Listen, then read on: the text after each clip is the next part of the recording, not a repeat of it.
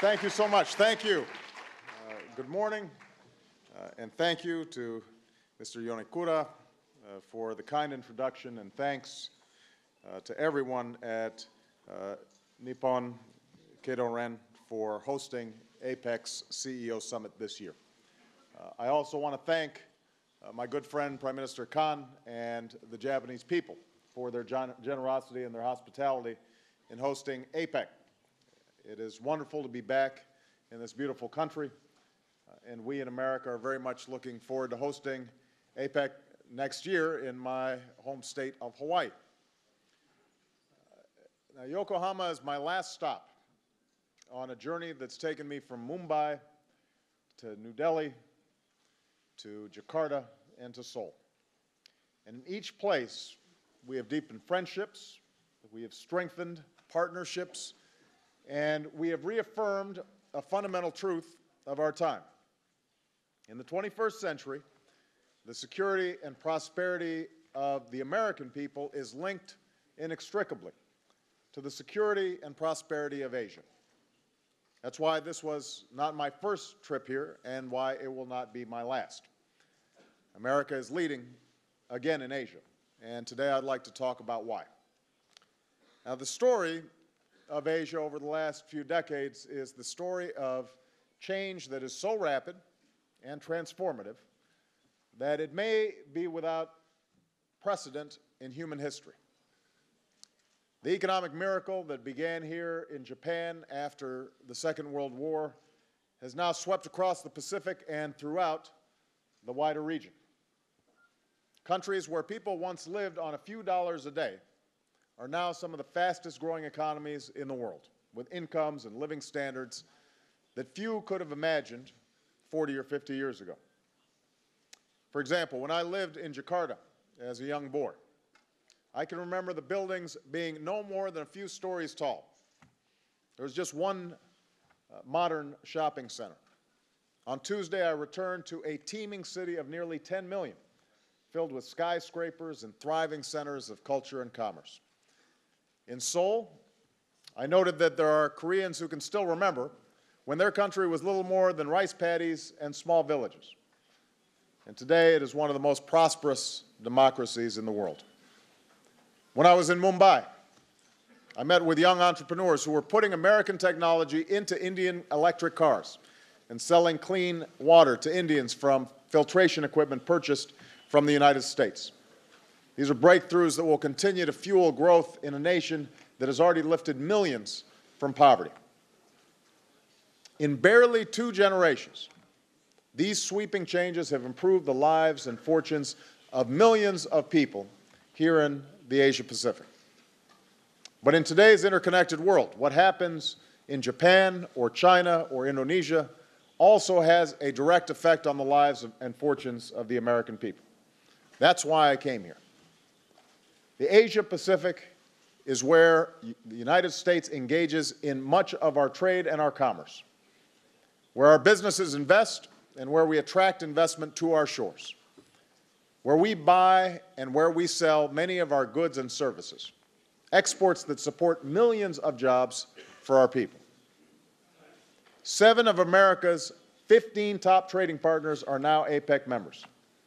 60% of the goods we export go to this region of the world. The United States is also the largest export market for Asia, which has led to more affordable goods and services for American consumers. And what's more, this is a relationship that will only become more important as this region continues to grow. Within 5 years, Asia's economy is expected to be about 50% larger than it is today. And for at least the next 4 years, Asia-Pacific economies will grow faster than the world average. Now, undoubtedly, this rapid growth will lead to a healthy competition for the jobs and industries of the future. And as President of the United States, I make no apologies for doing whatever I can to bring those jobs and industries to America. But what I've also said throughout this trip is that in the 21st century, there is no need to view trade, commerce, or economic growth as zero-sum games, where one country always has to prosper at the expense of another. If we work together and act together, strengthening our economic ties can be a win-win for all of our nations. Now, that cooperation was on display yesterday at the first G20 summit in an Asia-Pacific nation. Having successfully worked together to avoid global depression, our challenge now is a global recovery that is both balanced and sustained. Yesterday, there was a broad agreement on the way forward, an agreement based on the framework that we put forward. First, we agreed to keep focusing on growth. As the largest economy in the world, an engine for global growth, that's particularly important for the United States. As Prime Minister Singh of India said when I was visiting there, a strong, robust, fast-growing United States is in the interest of the world and would help the cause of global prosperity. And that's why we passed an economic plan that has led to 5 consecutive quarters of economic growth and 10 consecutive months of private sector job growth. It's why we passed and are implementing the toughest set of financial reforms since the Great Depression, something that our G20 partners need to do with the same sense of urgency.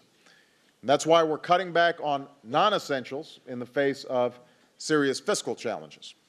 Already, we're on track to meet our goal of cutting our deficit in half by 2013. And I'm absolutely committed to making the tough choices necessary to get us the rest of the way there and bring down our deficits in the long run. But we are not cutting back on the investments that are essential to America's long-term economic growth: education, clean energy, research, and infrastructure. We will make sacrifices, but everyone here should know that as long as I'm president, we are not going to sacrifice America's future or our leadership in the world. Now, the second major thing we agreed on in Seoul was that in order for the recovery to be sustained, economic growth must be balanced.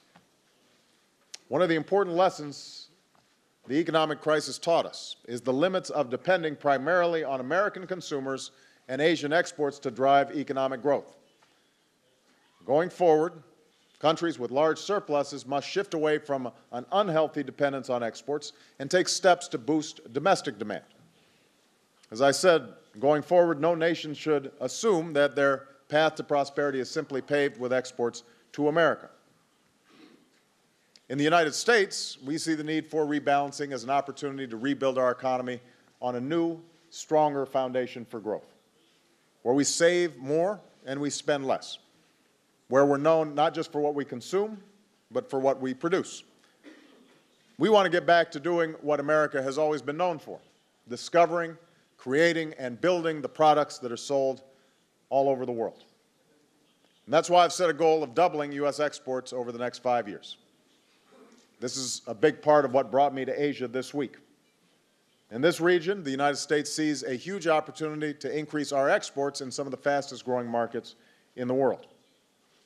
For America, this is a job strategy, because with every $1 billion we sell in exports, 5,000 jobs are supported at home. And jobs supported by exports pay up to 18% higher than the national average. Meanwhile, for Asia-Pacific nations, these U.S. goods and products also provide more choice for consumers who are enjoying higher standards of living throughout the region. This is a win-win for all of us. Over the course of this trip, we've made good progress toward our export goals. While we were in India, I was pleased to announce a set of trade deals that total nearly $10 billion in U.S. exports. From medical equipment and helicopters to turbines and mining equipment, these deals support more than 50,000 jobs in the United States.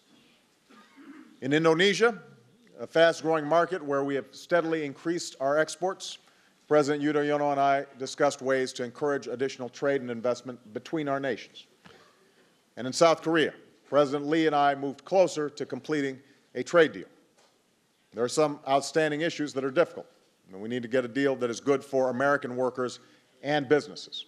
But completion of this deal could lead to billions of dollars in increased exports and thousands of American jobs for American workers. So I'm committed to seeing this through, and I'm pleased that President Lee offered to send a team of negotiators to Washington in the coming weeks so we can try to finish the job. The United States is also looking to expand trade and commerce throughout the Asia-Pacific. Even though our exports in this region have risen by more than 60% over the last 5 years, Our overall share of trade in the region has declined in favor of our competitors, and we want to change that. We don't want to lose the opportunity to sell our goods and services in fast-growing markets. We don't want to lose the opportunity to create new jobs back home. So that's why we want to keep working with our fellow APEC economies to reduce trade barriers. And that's why we want to pursue the Trans-Pacific Partnership, which would facilitate trade and open markets throughout the Asia-Pacific. Agreements like this will obviously benefit our economies and our people, but they will also send a strong signal that when it comes to this growing, sprawling region of the world, the United States is here to stay. We are invested in your success because it's connected to our own. We have a stake in your future because our destiny is shared. It was a Japanese poet who said, "Individually, we are one drop. Together, we are an ocean." So it must be with the billions of people whose lives are linked in the swirling currents of the Pacific. In the last century, the American people have contributed greatly to the security and prosperity of this region. The strength of our alliances and the bravery of our men and women in uniform helped keep the peace. And the openness of our markets helped to fuel the rise of the Asian miracle.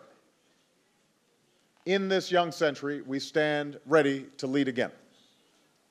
Yes, we've gone through a difficult time, and there are challenges that remain that are great. There will be setbacks and disagreements, and we won't solve every issue in one meeting or one trip or even one term of my presidency. But I've never been more confident in what the United States of America has to offer the world at this moment in history. In our universities and our research centers that continue to produce the most promising minds and discoveries and innovations, in our businesses that keep developing products and technologies that are transforming the lives of millions, in the spirit of tolerance and diversity that sends a powerful example to a world that is smaller and more connected than at any time in human history, and in the most effective form of government the world has ever known, namely democracy. For it will always be true that when leaders are accountable to their people are more likely to prosper. Indeed, what has characterized America from the start, the idea of America that endures, is particularly indispensable in times of great challenge and great change. It is the idea that led us westward and skyward, to roads and railways that cut through wilderness, to ships and planes and fiber optic lines that carry American commerce around the world. It is the idea that through hard work and sacrifice, it is possible to end up in a better place than where you started. And it's possible to give your children chances you never had. And it's the idea that even when circumstances seem bleak and challenges seem daunting, it is possible to overcome, to persevere, and ultimately to succeed. In different ways and different places over the last week, I've seen this idea alive in the teeming, thriving democracies of Asia. And that gives me great confidence in the ties that bind our people, and great hope in our ability to move together towards the future, not as drops, but with the strength of an ocean. So I thank you for your hospitality. I congratulate all the outstanding businesses who are here today, and I look forward to our close cooperation in the months and years to come. Thank you very much.